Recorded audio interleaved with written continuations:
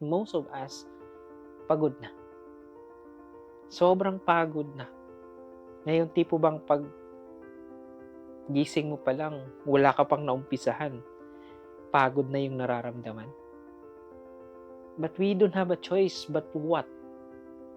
But to proceed, mag-abante, gumalaw, kumilos, magtrabaho. Kasi maybe tayo lang yung inaasahan ng pamilya natin, or maybe tayo lang kahit papano yung pwedeng makatulong sa kanila. It's not necessarily that if you are tired, you're going to quit. Na kapag napagod ka, magpapaganito ka, magpapaalam ka. No! No, ito lang yung masasabi ko sa inyo. Kapag pagod kayo, magpahinga kayo. But don't quit. Lalong-lalo na kapag yung ginagawa ninyo is ikakabuti ng sarili ninyo or ikakabuti ng pamilya ninyo. Go for it. No matter what, kung ano man yung ginagawa ninyo, nakakapagod man yan, tandaan ninyo. Wala tayong choice kundi magpatuloy. Pag sumuko ka sa buhay mo, ano na? Ito pa yung gusto kong iparating doon sa mga taong nagpaganito. I'm not saying that they are bad. I'm not saying that they are weak. I'm not saying na kung ano yung sinasabi ng ibang tao.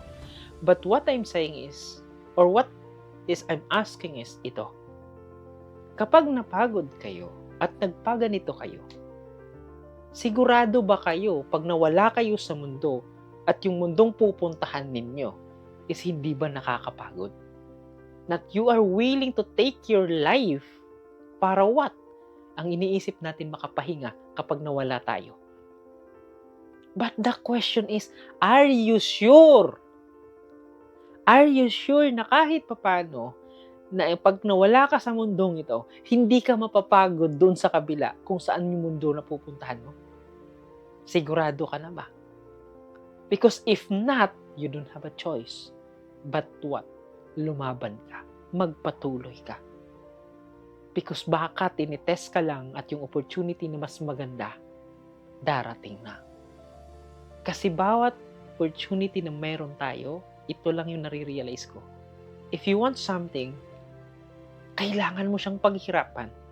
It is because if that something na gusto mo, dumating sa'yo at ibinigay sa'yo ng nasa taas at hindi ka ready sa pagkuha, pag-accumulate ng bagay na binigay sa'yo, mawawala. Masasayang.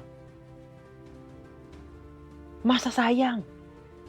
So that's why, maybe nahihirapan ka ngayon. It is because there's something na ibibigay sa'yo na kailangan mo munang pagtiisan, pagtrabahuan, paghirapan yung bagay na gusto mo, yung bagay na ginagawa mo ngayon. It is because there's something na para sa'yo.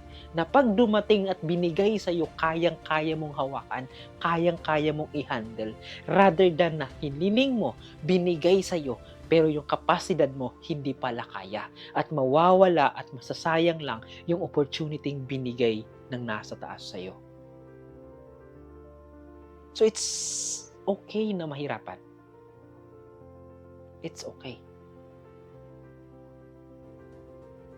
Because sometimes, or most of the times, yung hirap na meron tayo, doon kadalasan mas madami tayong natututunan.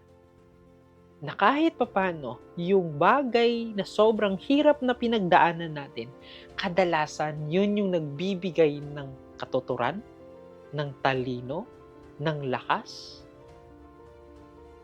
Na pagdating ng panahon, pinagdaanan ko nga yun, ito pa kayang problema na dumating sa akin? Do you agree? Na sa hirap, dun tayo natututo. Sa hirap, dun tayo lumalakas. Dun sa hirap, marami tayong nare-realize. Lumaban ka. Magpatuloy ka. Because baka tinitest ka lang at yung opportunity na mas maganda, darating na.